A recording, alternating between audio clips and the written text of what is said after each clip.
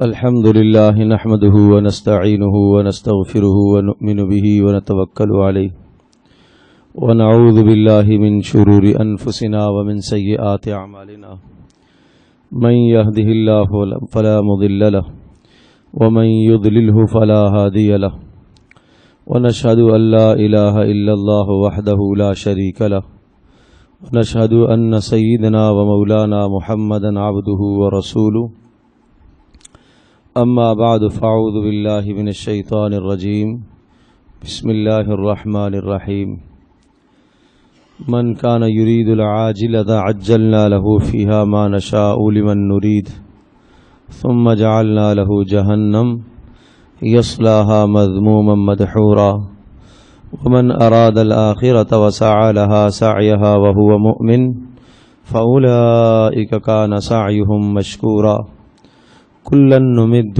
هؤلاء وهؤلاء من عطاء ربك وما كان عطاء ربك محظورا وقال الله عز وجل ومن الناس من يقول ربنا آتنا في الدنيا وما له في الآخرة من خلاق ومنهم من يقول ربنا آتنا في الدنيا حسنة وفي الآخرة حسنة وقنا عذاب النار صدق الله مولانا العظيم رب اشرح لي صدري ويسر لي أمري واحلل عقدة من لساني يفقه قولي اللهم صل على محمد وعلى آل محمد كما صليت على إبراهيم وعلى آل إبراهيم إنك حميد مجيد اللهم بارك على محمد وعلى آل محمد كما باركت على إبراهيم وعلى آل إبراهيم إنك حميد مجيد۔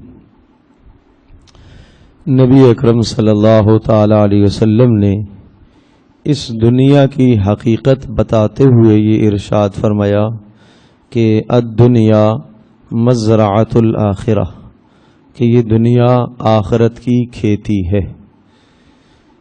دنیا بے حقیقت اور دنیا بالکل بے ثبات اور دنیا بالکل بیکار بھی نہیں، بلکہ مومن کے لیے یہ آخرت کی کھیتی ہے۔ معنی یہ ہوا کہ اس جہان میں آدمی جو محنت کرے گا، جس کی مرضی، چاہے جنت کے لیے محنت کرے چاہے جہنم کے لیے محنت کرے، جنت کے لیے محنت کرے گا بہت بہت اچھے آخرت میں ثمرے اور پھل پائے گا، اور اگر جہنم کے لیے محنت کرے گا تو پھر آخرت میں عذاب کے سوا کچھ بھی نہیں ہے۔ جس طرح سے کسان ایک وقت میں کھیتی کرتا ہے، محنت کرتا ہے، اور وہ اچھی طرح سے زمین کو تیار کرتا ہے، پھر اس میں اپنا بیج ڈالتا ہے، پھر اس کے بعد اس کی رکھوالی کرتا ہے، نگہداشت کرتا ہے، ہر طرح سے اس کی حفاظت کرتا ہے کہ میری محنت کہیں رائے گاں اور ضائع نہ چلی جائے، اور پھر جب وہ وقت آتا ہے فصل کے پک جانے کا، تیار ہو جانے کا، پھر اس کے بعد اس فصل کو وہ کاٹتا ہے تو وہ اپنے گھر میں لے کے آتا ہے، اس کے بیوی اور بچوں کی ضرورتیں پوری ہوتی ہیں اس فصل کے ذریعے سے، اور پھر وہ خوش ہوتا ہے کہ اس سال میری فصل اچھی ہوئی ہے۔ بالکل اسی طرح سے رسول اکرم صلی اللہ تعالی علیہ وسلم نے اس دنیا کی زندگی کے معاملے میں ہمیں بتایا۔ یہاں ہم سب کے سب بیج ڈال رہے ہیں، سارے بیج ڈال رہے ہیں، ہر آدمی اس دنیا میں بیج ڈال رہا ہے، ہر آدمی اس دنیا میں کسان کی طرح ہے۔ اس لیے آپ علیہ السلام نے ارشاد فرمایا سب سے سچا نام حارث ہے، اور سب سے اللہ کے نزدیک محبوب نام وہ عبداللہ اور عبد الرحمن ہے۔ حارث نام سب سے سچا ہے، کیوں؟ اس لیے کہ حارث کا معنی ہے کھیتی کرنے والا۔ جو بھی آدمی اس دنیا میں ہے وہ ضرور کھیتی کرنے والا ہے۔ بھئی ایک بچے کا نام ہم عبداللہ رکھتے ہیں، اللہ کا بندہ، اللہ کی عبادت کرنے والا، نہ معلوم وہ بعد میں کرے نہ کرے۔ نام تو ہم نے رکھا تھا عبداللہ، نام تو ہم نے رکھا ہے عبد الرحمن، اسی طرح سے جناب ہم نے نام اور اچھے اچھے نام رکھے ہیں جناب، لیکن اب کیا معلوم وہ یہ کام کرے نہ کرے اور وہ بڑا ہو کے نافرمان بن جائے۔ لیکن ہر انسان اس دنیا میں کھیتی کرنے والا ہے ہی ہے۔ حارث ہر انسان ہے، ہر انسان ہے. وہ الگ بات ہے کہ وہ کھیتی اچھی کر رہا یا وہ کھیتی بری کر رہا. ایک آدمی اپنے کھیتوں میں اچھی چیز کاشت کر رہا ہے اور جو اسے موقع پر کام آنے والی ہے، اور ایک آدمی وہ ہے جو اپنی کھیتی میں مضر چیزوں کو کاشت کرتا ہے، نقصان دہ چیزوں کو کاشت کرتا ہے، جو اس کے لیے بھی نقصان دہ، اس کی نسل کے لیے بھی نقصان دہ، دوسروں کے لیے بھی نقصان دہ. بس اس جہان میں ہر آدمی کھیتی کرنے والا ہے. اب میں اور آپ ہم دیکھیں، اپنی زندگی کا جائزہ لیں کہ ہم کون سی والی کھیتی کر رہے ہیں، اچھی والی یا بری والی. اب قرآن کی چند آیتیں عرض کرتا ہوں اور اس کے بعد ہم اپنی زندگیوں کا جائزہ لیں. دیکھو اللہ پاک نے ارشاد فرمایا، من کان یرید العاجلۃ عجلنا له فیہا ما نشاء لمن نرید. جو آدمی اس جہان میں ہم سے صرف اور صرف دنیا ہی مانگے گا، دنیا ہی چاہے گا، دنیا ہی طلب کرے گا، جب وہ صبح ہوگی اپنے بستر سے اٹھے گا اللہ کا نام نہیں لے گا اور نماز کا اہتمام نہیں کرے گا، قرآن کی تلاوت اسے یاد نہیں ہے، 10 بجے 11 بجے اٹھا، کھانا کھایا، ناشتہ کیا، اپنے کاروبار میں چلا گیا، دوپہر کی ظہر کی نماز کا احساس اسے نہیں ہے، عصر کی نماز کا احساس نہیں ہے، مغرب راستے کی نظر ہو گئی، عشاء تھکن کی وجہ سے چھوڑ دی، فجر آرام میں نکل گئی، ایک نماز کا بھی اسے احساس نہ ہو. تو اللہ کی کیا ارشاد فرما رہے ہیں؟ جس آدمی کی زندگی ایسی ہو کہ وہ صرف دنیا ہی کی کھیتی کر رہا ہے، تو فرمایا عجلنا لہ فیہا ما نشاء. ہم اگر چاہیں گے تو جو یہ مانگ رہا، جس کے لیے یہ دن رات محنت کر رہا، اگر ہم چاہیں گے تو دے دیں گے. ضروری نہیں ہے کہ دے دیں، ہم چاہیں گے تو دے دیں گے. اور لمن نرید، اور یہ بھی ضروری نہیں ہے کہ جس نے چاہا، جو چاہا اسے مل جائے، جس نے چاہا اسے مل جائے، اور جس نے جو چاہا اسے مل جائے. نہیں نہیں نہیں، فرمایا لمن نرید، جس کے لیے ہم چاہیں گے، ہم جتنا چاہیں گے دیں گے دنیا. لیکن فرمایا ثم جعلناها جہنم، پھر اس کے بعد ہے آخرت میں اس کے لیے جہنم ہی. یصلاها مذموما مدحورا، اس جہنم میں وہ داخل ہوگا ذلیل اور رسوا ہو کر. اور دوسرے مقام پہ ارشاد فرمایا ومن الناس من یقول ربنا آتنا فی الدنیا، جو لوگ دنیا میں ہی سب کچھ دنیا ہی کو سمجھتے ہیں اور دنیا مانگتے ہیں، ان کی دعاؤں میں بھی دنیا، آخرت کی کوئی دعا ہی نہیں ہے. کاروبار کی دعا، اسی طرح سے جناب رزق کی دعا، بچوں کے لیے دعا، سب ہر دعا دنیا ہی کے لیے ہو، آخرت کا کوئی جملہ نہ ہو، جنت کی کوئی دعا نہ ہو، اور عذاب قبر سے بچنے کی کوئی دعا نہ ہو، اور آخرت کی ذلت اور رسوائی سے بچنے کے لیے کوئی دعا نہ ہو. ہر دعا میں دنیا ہی کی بات ہے. تو فرمایا کیا کا ارشاد فرمایا کہ فما لہ فی الآخرۃ من نصیب، آخرت میں اس کا کوئی حصہ نہیں ہے، کوئی حصہ نہیں اس کا. اس نے تباہ کر دی اپنی آخرت کو ضائع کر دیا. اور لیکن ارشاد فرمایا ومن اراد الآخرۃ وسعى لها سعيها وهو مؤمن فاولئک کان سعیهم مشکورا. جو شخص اس دنیا میں رہ کر آخرت کے لیے کھیتی کرتا ہے، یہاں بیج بوتا ہے، بیج ڈالتا ہے، محنت کرتا ہے، کس کے لیے؟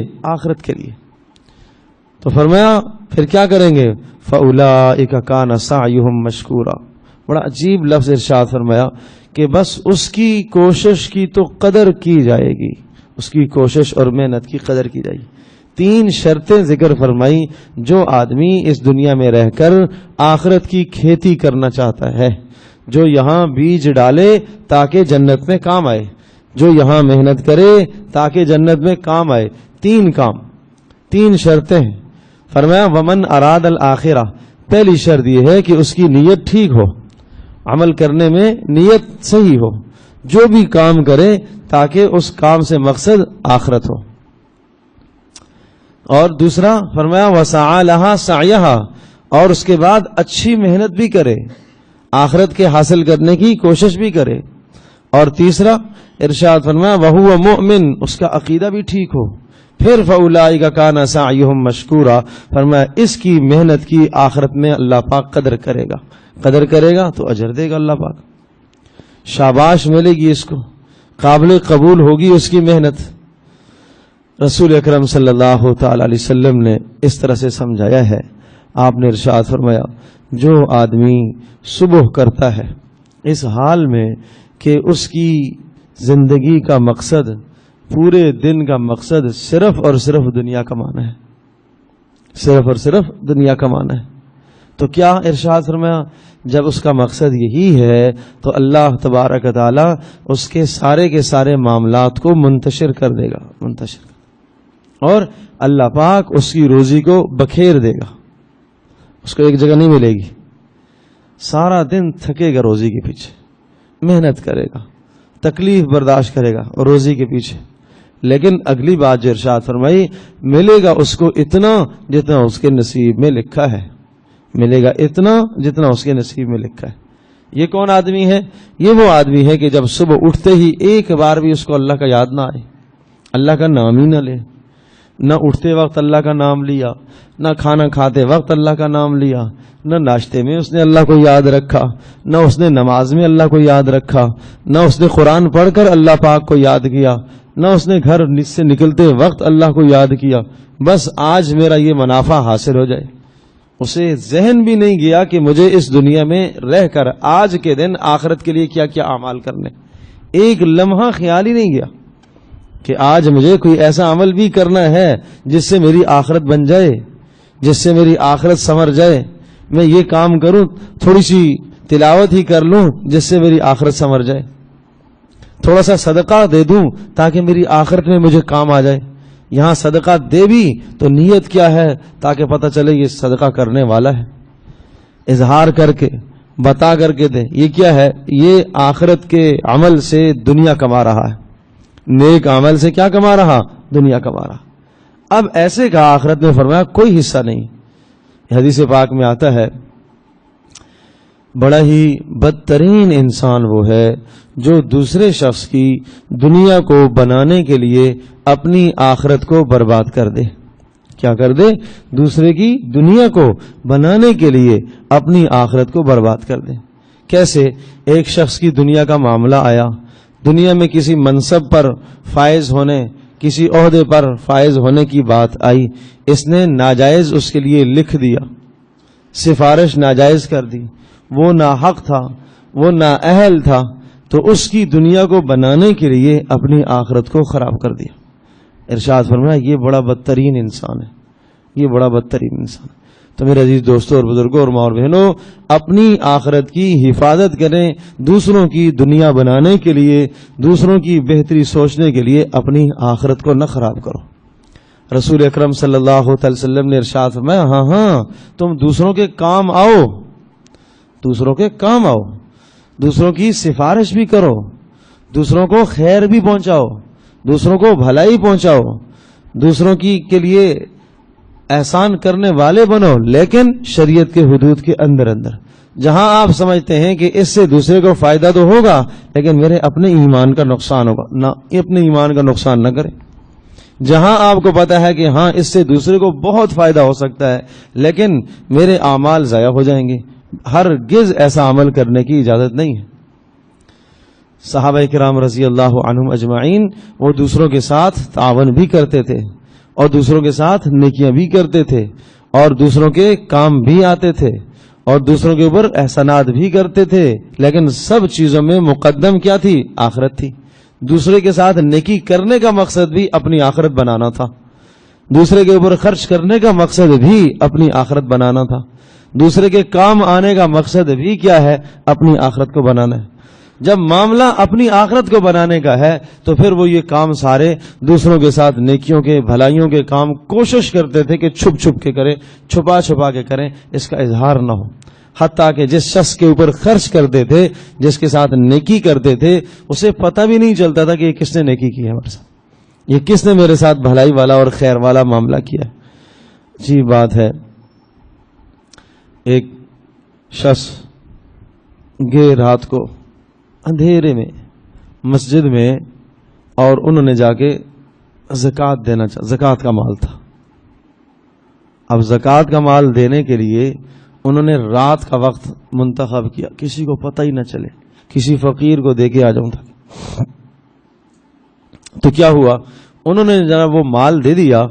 تو صبح کو بیٹا گھر میں آیا، اس کے ہاتھ میں وہی مال جو رات کو انہوں نے دیا. اللہ اکبر. تو انہوں نے دیکھا یہ تو وہی ہے جو میں نے دیا ہے. تو اس سے پوچھا کہاں سے لائے ہو؟ کہ رات کو کسی شخص نے میرے ہاتھ میں تھما دیا، پتہ ہی نہیں چلا کون تھا. تو نبی صلی اللہ علیہ وسلم کے پاس یہ شخص آ گئے، اے اللہ کے رسول، میں نے رات کو اس طرح سے مال دیا اور وہ میں نے اپنے بیٹے کے ہاتھ میں دے دیا، مجھے نہیں معلوم تھا، اور اس نے لے بھی لیا. تو آپ علیہ الصلوۃ والسلام نے باپ کو ارشاد فرمایا آپ کو دینے کا اجر ملے گا، بیٹے سے کہا آپ کو لینے کا اجر ملے گا، آپ کو استعمال کرنے کی اجازت. آپ نے ان کو اجازت دے دی. تو عرض کرنے کا مقصد یہ ہے کہ اخلاص کا یہ حال تھا، وہاں اخلاص کا یہ حال تھا کہ نہیں پتہ چل رہا تھا کہ میں کس کو دے رہا ہوں، اور نہیں معلوم تھا کہ دینے والا کون ہے. سمجھے؟ تو یہ آخرت کے طالب تھے، آخرت کے طالب. یہ اس دنیا میں رہ کر آخرت کے لیے محنت کرتے تھے. یہ آخرت کی طلب تھی کہ اس میرے عمل سے میرا اللہ راضی ہو جائے، کوئی نمود نمائش نہ ہو، کسی کو پتہ ہی نہ چلے، بس میں اللہ کے لیے کر رہا ہوں، میرا اللہ راضی ہو جائے. سبحان اللہ. تو ہم بھی اپنے اعمال میں اس بات کو ترجیح دیں کہ ہر عمل میں آخرت کی نیت کیا کرو. صبح جیسے ہی ہم بیدار ہوں، الحمدللہ الذی احیانا بعدما اماتنا والیہ النشور یہ پڑھو اور نیت کرو کہ یا اللہ میری اس دعا کی برکت سے میری آخرت سنوار دے، اور یہ سمجھو کہ میں نے آخرت میں ایک بیج ڈال دیا ہے. آپ پڑھو سبحان اللہ، الحمدللہ، اللہ اکبر. حدیث پاک میں آتا ہے یہ آخرت کے درخت ہیں. آپ نیت کرو کہ میں نے آخرت میں اتنے آج درخت لگا دیے. پھر دیکھو آپ ایسا کریں گے تو نیکی کی رغبت پیدا ہوگی، شوق پیدا ہوگا، عمل کرنے کا اور جی چاہے گا. اور یہ رسول پاک صلی اللہ علیہ وسلم نے کیوں فضیلت ارشاد فرمائی ہے کہ سبحان اللہ، الحمدللہ، اللہ اکبر، لا الہ الا اللہ. یہ آخرت کی کھیتیاں ہیں، یہ آخرت کی کھیتیاں ہیں. چٹیل میدان ہے جنت، اس کو غرس، اس کے درخت فرمایا یہی درخت ہیں اس کے. اور اسی طرح سے پھر اٹھا، فجر کی نماز کے لیے نکلا. نکلتے وقت ایک ایک قدم پر اسے محسوس ہو کہ ایک ایک قدم پر مجھے نیکی مل رہی ہے اور میری آخرت سنور رہی ہے.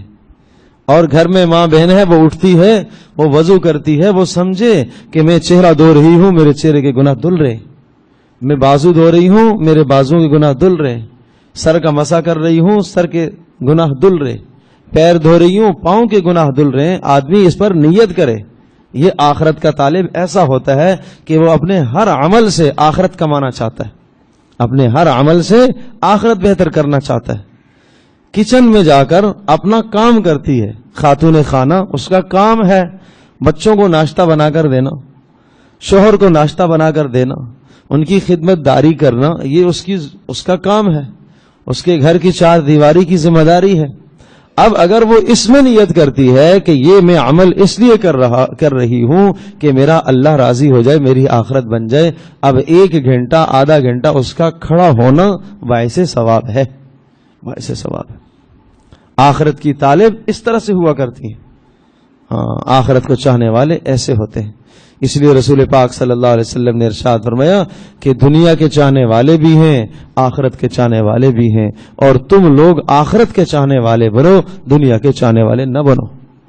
میں عرض کر رہا ہوں دنیا میں رہ کر آدمی کو کام بھی کرنا ہے، آدمی کو کاروبار بھی کرنا ہے، آدمی کو اپنا گھر بھی بنانا ہے، آدمی کو اپنی سواری بھی لینی ہے، آدمی کو لوگوں سے میل جول بھی کرنا ہے.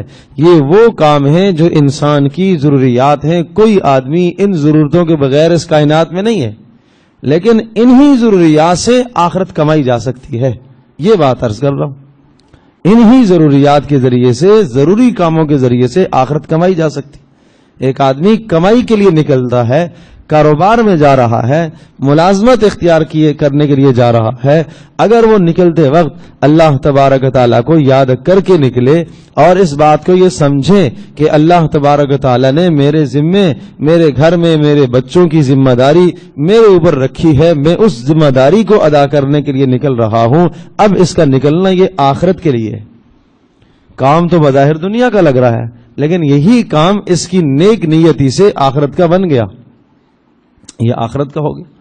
اسی طرح سے ایک آدمی اپنے کسی عزیز، کسی پڑوسی اس کے گھر میں جا رہا، کیوں جی بیمار ہے، پوچھ کے آتا ہوں۔ اب یہ ہماری روزمرہ کی ضروریات ہیں، ٹیلی فون کر کے خیریت پوچھ رہے ہیں، کیوں پوچھ رہے ہیں بھائی؟ ارے بھائی صاحب ہم بیمار ہوئے تھے تو انہوں نے بھی فون کر لیا تھا، چلو ہم بھی کر لیں۔ نہیں، یہ سوچ غلط ہے، اس سے آخرت میں کچھ نہ بنا، بس یہ دنیا ہی دنیا ہے۔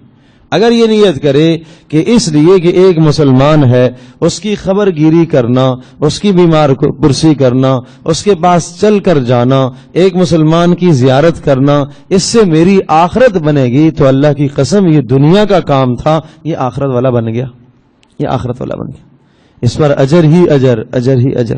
اور سنو کتنا اجر ہے، بیمار پرسی کی نا، صرف پوچھا، ٹیلی فون کر لیا، پوچھ لیا بھائی آپ کی طبیعت کیسی ہے؟ جی اللہ کا شکر ہے۔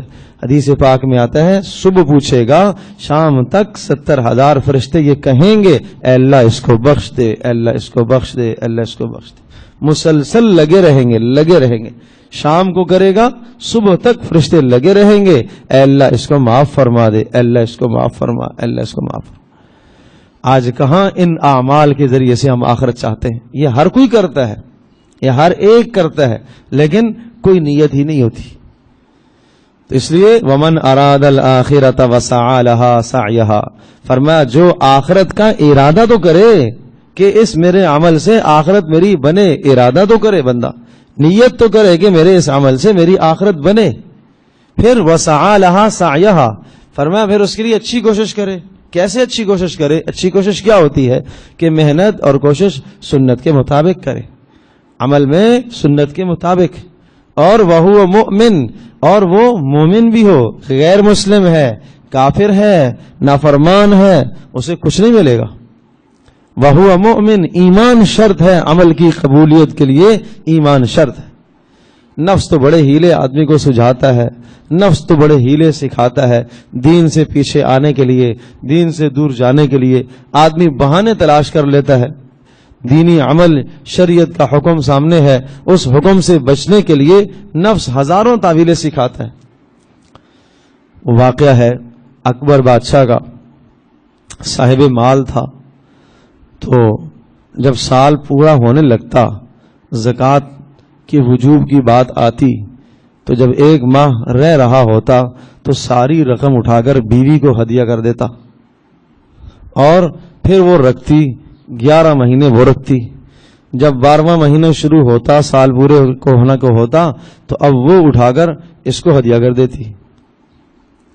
تو شریعت سے بچنے کا ہیلا نکالا انہوں نے۔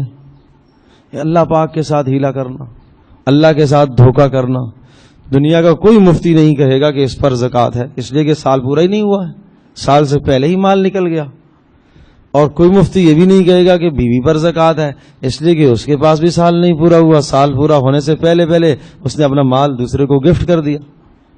ہیلا تو کیا، لیکن تاریخ میں لکھا ہے کہ خاتمہ کفر پر ہوا۔ خاتمہ کفر پر ہوا۔ جو آخرت کا طالب نہیں ہوتا، محض دنیا کا طالب ہوتا ہے، تو پھر مرتے وقت اللہ پاک کلمہ اسے نہیں عطا کرتے، خاتمہ کفر پر ہوتا ہے، پھر فسق اور فجور پر ہوتا ہے، اس لیے کہ اس نے آخرت چاہی ہی نہیں، آخرت کا طالب ہے ہی نہیں ہے۔ تو اس لیے رسول اکرم صلی اللہ علیہ وسلم نے ہم سب کو یہ خطاب فرما کے ارشاد فرمایا کہ الدنیا مزرعۃ الآخرہ، یہ دنیا تو آخرت کی کھیتی ہے، اس میں تم محنت کرو۔ اور دوسری ایک آیت میں ارشاد فرمایا کہ وَمِنَ النَّاسِ مَن يَقُولُ رَبَّنَا آتِنَا فِي الدُّنْيَا حَسَنَةً وَمَا لَهُ فِي الْآخِرَةِ مِنْ خَلَاقٍ، جو آدمی دنیا ہی چاہتا ہے، آخرت میں کچھ نہیں اس کا۔ اور وَمِنْهُم مَن يَقُولُ رَبَّنَا آتِنَا فِي الدُّنْيَا حَسَنَةً وَفِي الْآخِرَةِ حَسَنَةً وَقِنَا عَذَابَ النَّارِ، اور بعض ایسے بھی ہیں جو یہ کہتے ہیں اے اللہ ہمیں دنیا میں بھی بھلائی دے دے، آخرت میں بھی بھلائی دے دے۔ فرمایا یہ ہیں اچھے لوگ۔ حضرت انس رضی اللہ تعالیٰ عنہ ارشاد فرماتے ہیں میں نے رسول پاک صلی اللہ علیہ وسلم سے کہا اے اللہ کے رسول آپ مجھے کوئی دعا سکھائے، میں کیا دعا کیا کروں؟ تو پھر رسول پاک صلی اللہ علیہ وسلم نے کیا دعا ارشاد فرمائی، آپ یہ پڑھا کرو ربنا آتنا فی الدنیا حسنہ وفی الآخرۃ حسنہ وقنا عذاب النار، یہ دعا سکھائی۔ اور حضرت انس زندگی کا معمول تھا، اپنی دعا میں اس دعا کو ضرور پڑھا کرتے تھے، اور معلوم ہے اس دعا کا نتیجہ کیا ہوا؟ اس دعا کا نتیجہ یہ ہوا کہ اس دعا میں جو کچھ دنیا کی بھلائی، اے اللہ ہمیں دنیا میں بھی بھلائی دے دے، آخرت میں بھی بھلائی دے دے۔ اب سنو دنیا کی بھلائی کیا ہے؟ دنیا کی بھلائی یہ ہے کہ آدمی کو مال ضرورت کے مطابق مل جائے، یہ دنیا کی بھلائی ہے۔ حلال روزی میسر ہو جائے، یہ دنیا کی بھلائی ہے۔ نیک صالح اولاد مل جائے، یہ دنیا کی بھلائی ہے۔ اور عمل صالح کرنے کی توفیق میسر ہو جائے، یہ دنیا کی بھلائی ہے۔ اور نیک صالح بیوی مل جائے، یہ دنیا کی بھلائی ہے۔ اور ضرورت کے مطابق سواری مل جائے، یہ دنیا کی بھلائی ہے۔ اور اسی طرح سے لوگوں کے دلوں میں اس کی تعریف اور اس کی محبت ہو، یہ دنیا کی بھلائی ہے۔ تو اس دعا کا نتیجہ یہ ہوا، حضرت انس رضی اللہ تعالیٰ عنہ کو اللہ پاک نے مال کی بھی بہت فراوانی عطا فرمائی اور اولادوں کی بھی اللہ نے بہت فراوانی عطا فرمائی۔ اور صحابہ میں سب سے آخری صحابی دنیا سے جانے والے انس بن مالک ہیں۔ 103 ہجری میں انتقال ہوا، 103 ہجری۔ اتنی طویل عمر پائی، اور عمر میں ساری زندگی اللہ کو راضی کرنے کے لیے محنت کرتے رہے، کوشش کرتے رہے۔ تو ایسے لوگ ہوتے ہیں جو آخرت کے طالب ہوتے ہیں۔ تو میرے عزیز دوستوں اور بزرگوں اور ماں اور بہنوں، رمضان کا مہینہ آنے والا ہے آخرت کو چاہنے کے لیے، آخرت کی طلب کے لیے۔ اپنے وقتوں کو قیمتی بناؤ۔ اور ایک بات اور بتاؤں، جو آدمی آخرت کا طالب ہوتا ہے اللہ پاک اس سے راضی ہوتا ہے، اللہ اس سے خوش ہوتا ہے۔ اور حدیث پاک میں آتا ہے کہ جب صبح اٹھتا ہے اس کا مطمع نظر صرف آخرت ہی آخرت، آخرت ہی آخرت۔ دنیا کے کام بھی کرتا ہے لیکن نیت اس کی ہوتی ہے کہ میری آخرت سنور جائے۔ تو فرمایا وہ جب اٹھتا ہے جس کی سوچ آخرت ہوتی ہے، اللہ تبارک و تعالیٰ دنیا کو ذلیل اور رسوا کر کے اس کے قدموں میں لے آتا ہے۔ اور دوسرا، اس کے سارے کام اللہ پاک جمع کر دیتا ہے، اس کی کام آسان کر دیتا ہے۔ اور ملے گا اس کو بھی وہ جو اس کے نصیب میں لکھا ہوا ہے، لیکن بہت جلد اس کو مل جائے گا۔ جلدی جلدی یہ کاموں سے فارغ ہو جائے گا، حتیٰ کہ جب یہ اپنے کاموں میں نکلتا ہے فرشتے اس کے ساتھ معاونت کرتے ہیں۔ فرشتے یہ کہتے ہیں یہ مسجد کا آدمی ہے، یہ تو نماز میں جائے گا، جلدی جلدی اس کے کام کو فارغ کرو بھائی، جلدی جلدی اس کے ساتھ تعاون کرو تاکہ یہ مسجد میں جائے اور اللہ کی عبادت کر لے۔ یہ آخرت کا طالب ہے۔ اور سنو، ارشاد فرمایا من یرد اللہ بہ خیرا یفقہ فی الدین، جب اللہ پاک کسی سے راضی ہوتا ہے تو اللہ پاک اس کے ساتھ بھلائی اور خیر کا ارادہ کرتا ہے۔ اور جس شخص کے ساتھ اللہ پاک خیر اور بھلائی کا ارادہ کرے اس کی پہچان یہ بتائی یفقہ فی الدین، اللہ پاک اس کو دین کی سمجھ عطا کرتا ہے، اللہ اسے دین کی سمجھ دیتا ہے۔ اب ہم اپنی زندگی کا جائزہ لے لیں کہ اللہ پاک نے ہمارے ساتھ بھلائی کا ارادہ کیا ہے یا نہیں۔ اچھا سنو، دین کی سمجھ کا کیا مطلب؟ دین کی سمجھ کا مطلب یہ ہے اللہ پاک اسے دین سیکھنے کی توفیق عطا فرماتا ہے۔ نمبر 2، دین پر عمل کرنے کا شوق پیدا ہوتا ہے، وہ سننے کی کوشش کرتا ہے کہیں سے مجھے دین کی بات ملے میں عمل کروں، شوق ہوتا ہے اندر۔ اور نمبر 3، دین داروں کے ساتھ اسے بیٹھنے اور ساتھ رہنے کو جی چاہتا ہے اور وہ اپنے لیے سعادت سمجھتا ہے۔ یہ یفقہ فی الدین ہے، یہ دین کی سمجھ ہے۔ اور دوسری پہچان یہ ہے، بڑی اہم پہچان ہے، دوسری پہچان یہ ہے کہ اللہ تبارک و تعالیٰ اس کے اپنے عیوب کو اس کے سامنے کر دیتا ہے، وہ اپنے عیبوں کو، اپنی برائیوں کو دیکھنا شروع کرتا ہے، اپنی بیماریاں اس کو نظر آتی ہیں، یہ بیماری ہے، یہ غلط ہے، یہ میری آخرت خراب کر سکتی ہے، میرے اندر حسد ہے، کینہ ہے، بغض ہے، تکبر ہے، اور یہ وہ بیماریاں ہیں یہ میری آخرت کو تباہ کر سکتی ہیں۔ اس طرح سے اس کے عیوب، اس کی برائیاں اسے نظر آتی ہیں۔ اللہ اکبر۔ اور ارشاد فرمایا جو شخص جب دنیا کا طالب ہوتا ہے تو اللہ تبارک و تعالیٰ اس سے منہ موڑ لیتا ہے، اللہ اس سے اعراض کر لیتا ہے۔ جب اللہ منہ موڑ لیتا ہے، اللہ پاک اعراض کر لیتا ہے، تو پھر ارشاد فرمایا کہ اس کی پہلی علامت یہ ہے کہ اللہ پاک اس کو فضول کاموں میں مبتلا کر دیتا ہے، ایسے فضول کاموں میں جن کا نہ دین کا فائدہ نہ دنیا کا فائدہ۔ آج نوجوان دیکھیں اور مائیں بہنیں اپنے گھروں کے حالات کو دیکھیں کہ آج کتنا وقت ٹی وی کے سامنے، انٹرنیٹ پر، موبائلوں میں، لغویات میں، ان کاموں میں کتنا وقت صرف ہوتا ہے۔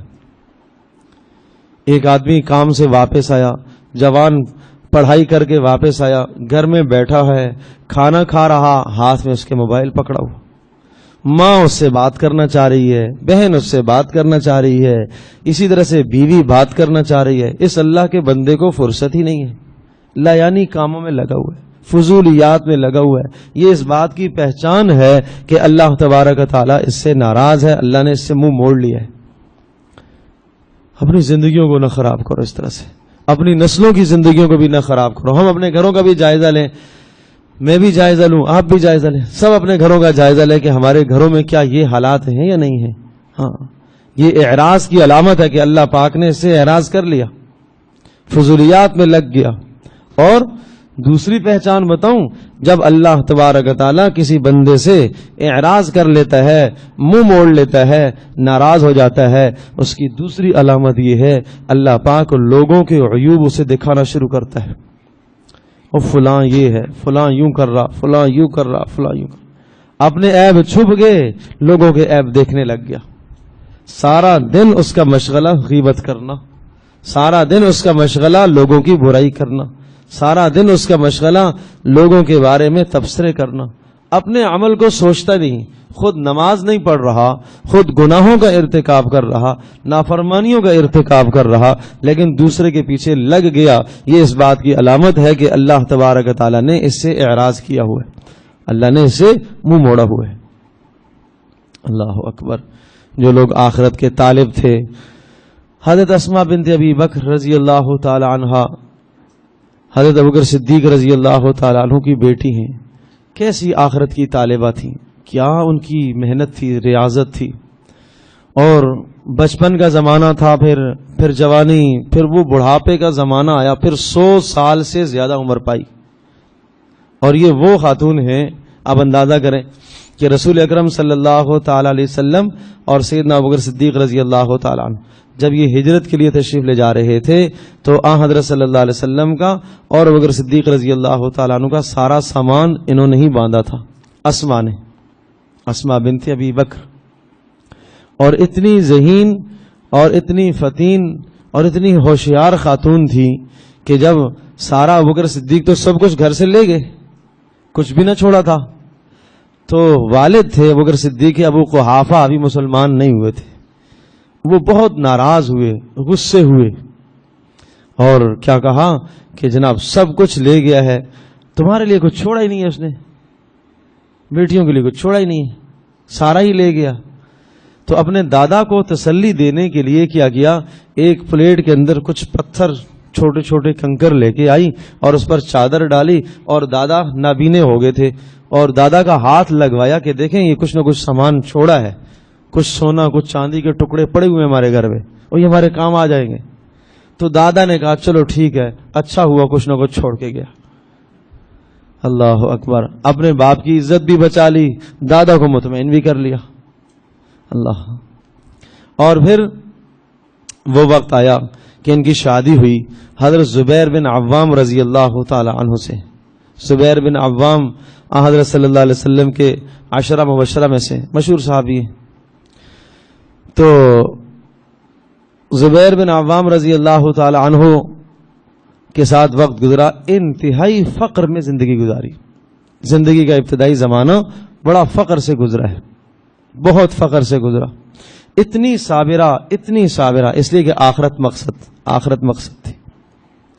اور ان کے بیٹے عبداللہ وہ فرماتے ہیں کہ میں نے اپنی اماں اور اپنی خالہ حضرت عائشہ رضی اللہ تعالی عنہا، ان 2 خاتونوں سے زیادہ کسی کو میں نے سخاوت کرنے والا نہیں پایا. کبھی بھی ان سے زیادہ میں نے کسی کو سخاوت کرنے والا نہیں پایا. اتنی سخاوت، اتنی فیاضی تھی دونوں میں. بس کہنے لگے کہ ایک فرق تھا دونوں میں، تھی تو ایک سے ایک. میں فیصلہ نہیں کر پاتا تھا کہ اماں زیادہ سخاوت کرتی ہے یا میری خالہ زیادہ کرتی، فرق نہیں ہو پاتا تھا. بس ایک جگہ میں فرق کرتا تھا کہ میری اماں کا مزاج یہ تھا کہ جو آیا فوری لوٹایا، فوری صدقہ کیا. اور میری خالہ حضرت عائشہ رضی اللہ تعالی عنہا وہ یہ کرتی تھی کہ وہ جب آتا تھا مال تو جمع کرتی رہتی تھی، کچھ دن جب زیادہ جمع ہو جاتا پھر صدقہ کرتی تھی. وہ جمع کر کے اور یہ جیسے ہی آئے صدقہ کرتی تھی. اس طرح سے زندگی گزری فیاضی کے ساتھ. فرمایا ایسے ہوتے ہیں آخرت کے طالب. اور پھر ایک وقت وہ آیا کہ جب بیٹے عبداللہ بن زبیر، ان کا مقابلہ ہوا تھا حجاج بن یوسف کے ساتھ، اور حجاج وقت کا ظالم اور جابر حکمران تھا، اور اس نے بیت اللہ پر سنگ باری کی اور پتھر برسائے اور ظلم اور زیادتیاں اس نے کی۔ تو یہ مکہ مکرمہ میں تھے، اور انہوں نے حجاج بن یوسف کے اس مقابلے کو روکنے کی کوشش کی۔ شروع میں بہت سارے لوگ تھے ساتھ، لیکن پھر آخر میں بہت سارے چھٹ گئے۔ حجاج بن یوسف کے ڈر سے، اس کی ہیبت، اس کا جلال کا یہ حال تھا کہ بس لوگ کانپتے تھے اس کے نام سے۔ وہ کہتے ہیں، قصہ مشہور ہے، ایک آدمی نے دیکھا کہ ایک بار حجاج بن یوسف ایک نہر میں کہیں نہا رہا تھا، اور نہر میں نہاتے نہاتے کہیں ڈوبنے کی کیفیت آ گئی، تو واویلا کرنے لگا، تو قریب سے کوئی گزرنے والا گزر رہا تھا، تو اس نے اسے سہارا دے دیا اور باہر نکال دیا۔ تو حجاج بن یوسف خوش ہوا اور کہا کہ بتاؤ تیری کیا خواہش ہے، میں تیری خواہش کو پورا کروں۔ تو اس نے کہا تم پہلے یہ بتاؤ کہ تم ہو کون، تاکہ اسی حساب سے میں مطالبہ تو کروں۔ تو اس نے کہا میں حجاج بن یوسف ثقفی ہوں۔ اوہو، اسے نہیں پتا تھا۔ کہا اچھا تم حجاج ہو؟ کہا بس میری ایک آپ سے درخواست ہے، اللہ کے واسطے کسی کو بچانا نہیں کہ میں نے، کسی کو بتانا نہیں کہ میں نے آپ کو بچایا ہے، بس یہ التجا ہے۔ کیوں؟ اگر لوگوں کو پتہ چلے گا تو لوگ مجھے برا بلا کہیں گے، اور یہی کہیں گے کہ اسے ڈوبنے دیتے، کیوں بچایا۔ یہ بند کر دو تھوڑا سا بیٹا، کنڈی لگا دو اس کو۔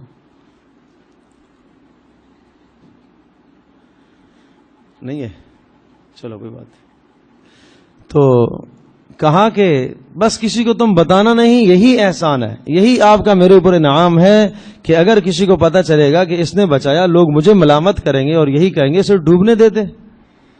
تو جس شخص کے ظلم کا یہ حال ہو اور یہ کیفیت ہو، تو جب مقابلہ ہوا عبداللہ بن زبیر رضی اللہ تعالی عنہ سے، تو عبداللہ بن زبیر رضی اللہ تعالیٰ عنہ اپنی اماں اسما کے پاس ہے، بوڑھی تھی اس وقت۔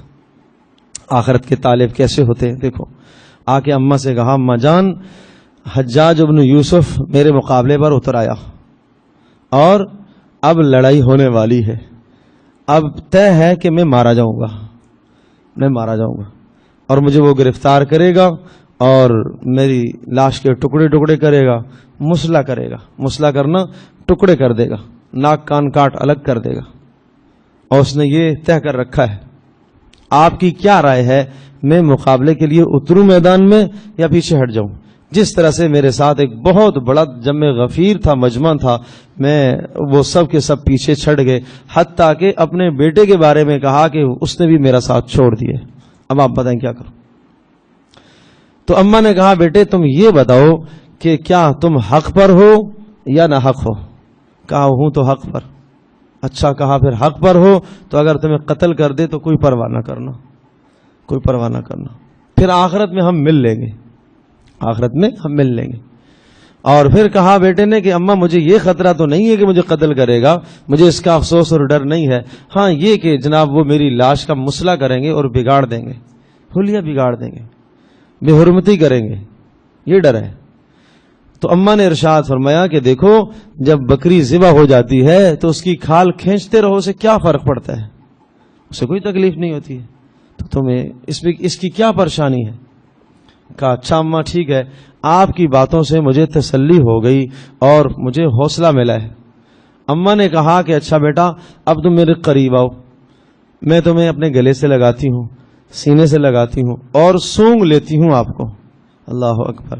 تو چوما، ہاتھوں کو چوما، سونگا، گلے سے لگایا، اور جب گلے سے لگایا تو دیکھا تو اندر زرہ پہنی ہوئی عبداللہ بن زبیر نے۔ کہا عبداللہ یہ کیا ہے؟ کہا یہ زرہ پہنی ہوئی ہے۔ کہا کس لیے پہنی ہے آپ نے؟ جان بچانے کے لیے۔ اوہو، جان بچانے کے لیے؟ اگر تم حق پر ہو، اگر لڑتے لڑتے تم مر گئے اور اللہ پاک کے یہاں سرخرو ہو گئے، اسی دن کے لیے تو میں نے آپ کو جنا تھا، ہاں اسی دن کے لیے تو آپ کو جنا تھا۔ تو بس اپنے بیٹے کے لیے ہاتھ اٹھائے اور دعائیں کی کہ یا اللہ اس کی مدد فرمانا، اور یا اللہ اس کی شہادت کو قبول کرنا۔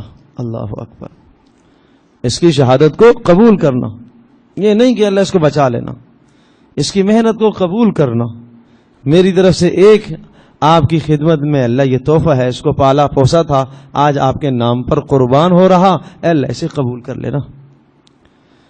تو 103 سال عمر تھی اس وقت، 103 سال، اور بوڑھی تھی بالکل، لاٹھی ٹیکتے ٹیکتے چلتی تھی۔ اور پھر جب شام کو اطلاع ہو گئی کہ بیٹا شہید ہو گیا تو پھر کہا الحمدللہ، اللہ کا شکر ہے، قیامت کے دن میں بھی اللہ پاک یہاں کہہ سکوں گی کہ اللہ میں نے بھی کوئی آخرت کے لیے عمل پیش کیا ہے۔ اور پھر 11 دن کے بعد اپنا بھی انتقال ہو گیا۔ ظاہر ہے جدائی تو تھی اور بڑھاپا تھا اور کوئی ساتھ بھی نہ تھا، تو پھر بس یہ صدمے سہ نہ سکی، 11 دن کے بعد اماں کا انتقال ہو گیا۔ تو میں یہ عرض کر رہا تھا، جو آخرت کے طالب ہوتے ہیں وہ اپنا سب کچھ لگا دیا کرتے ہیں۔ آخرت کے طالب بنو، اللہ کو راضی کرنے کی محنت کرو، اللہ کو راضی کرنے کی کوشش کرو۔ تو اس لیے مبارک مہینہ رمضان کا آنے والا ہے، بھائی ابھی سے ترتیب بناؤ، اپنی زندگی کو، اپنے اوقات کو مختصر کرو۔ بھائی جو شخص 8 گھنٹے کام کرتا ہے، 10 گھنٹے دکان کھولتا ہے، اللہ کے واسطے وہ سوچے 8 گھنٹے دکان کھول کر بھی پورا سال اللہ پاک خرچہ چلاتا رہا اور اچھی طرح سے چلتا رہا۔ اور رمضان میں تو اللہ کے نبی نے فرمایا ہے کہ رزق تو بڑھا دیا جاتا ہے، دگنا کر دیا جاتا ہے۔ تو اس کا مطلب کیا ہوا کہ اگر 4 گھنٹے محنت کرے گا تو بات بن جائے گی۔ اللہ کے نبی کے فرمان کے مطابق تو ایسا ہے۔ یہاں صورتحال الٹ ہوتی ہے، یہاں 8 گھنٹے کام کرنے والا رمضان میں 12 گھنٹے کرتا ہے، 12 گھنٹے کرنے والا 16 گھنٹے کرتا ہے۔ اللہ اکبر، وہ ساری راتیں، آخری عشرہ تو ساری راتیں لگ جاتی ہیں۔ کتنا بڑا ظلم ہے، کتنا بڑا ظلم ہے۔ اللہ نے روزی بڑھائی اس لیے کہ تاکہ تم اپنے ٹائم کو مختصر کرو اور اللہ کو یاد کر لو، اللہ کے دربار میں آ جاؤ۔ اللہ اکبر۔ تو اس لیے اپنے اوقات کو مختصر کرو۔ میں عرض کر رہا تھا وہ 2 پہچانیں یاد رکھیے گا۔ اگر اللہ تبارک و تعالیٰ کی خوشنودی حاصل ہو گئی، اللہ کی رضا حاصل ہو گئی، تو اس کی پہچان یہ ہے کہ اللہ پاک دین کی سمجھ عطا کرتا ہے، اللہ پاک دین کو سیکھنے کا وقت دیتا ہے، اللہ پاک دین کو سیکھنے کا شوق دل میں پیدا کرتا ہے، یہ یفقہ فی الدین۔ دوسری پہچان یہ ہوئی کہ اللہ تبارک و تعالیٰ اپنے اس بندے کے عیوب دکھانے لگتا ہے، اس کو اپنے عیب اور گناہ نافرمانیاں نظر آتی ہیں اور وہ گناہ انبار اور ڈھیر نظر آتے ہیں، تو پھر روتا ہے، اللہ سے توبہ کرتا ہے، اپنے عیب گندگی گناہوں کی دور کرتا ہے۔ اور اگر اللہ پاک ناراض ہو گیا تو اس کی بھی 2 علامتیں عرض کی ہیں۔ پہلی علامت کہ اللہ پاک اس کو لایانی اور فضول کاموں میں مبتلا کر دیتا ہے، اور دوسرا اللہ پاک لوگوں کے عیوب اس کے سامنے کھول دیتا ہے، اپنے عیب اس کے سامنے چھپ جاتے ہیں۔ تو ہر آدمی اپنی زندگی کا جائزہ لے کہ میری کیا حالت ہے، کہ کیا اللہ پاک کی ناراضگی ہے یا اللہ کی رضا ہے۔ اگر اللہ کی رضا ہے اللہ کا شکر ادا کرو، اور اگر اللہ کی ناراضگی والی کیفیت ہے، وہ 2 علامتیں زندگی میں پائی جا رہی ہیں کہ جناب فضولیات میں لگے ہوئے، دوسروں کے عیب دیکھنے میں لگے ہوئے، تو پھر فکر کرنے کی ضرورت ہے۔ ایسا نہ ہو کہ اللہ پاک کی جب ناراضگی ہو اور یہ ناراضگی چلتے یہاں تک کہ جب موت کا وقت آ جائے تو فرشتے آئیں، اس طرح سے روح نکالیں جیسے مجرم کو گرفتار کیا جاتا ہے۔ ہاں، مجرم کو گرفتار کیا جاتا ہے۔ اور جب اللہ پاک راضی ہوگا تو پھر جب فرشتے روح نکالنے والے آئیں گے تو ایسے نکالیں گے جیسے مہمان کو عزت کے ساتھ لے جایا جاتا ہے۔ تو اللہ تبارک و تعالی ہم سب کے لیے عمل کرنا آسان فرمائے۔ وآخر دعوانا الحمدللہ رب العالمین۔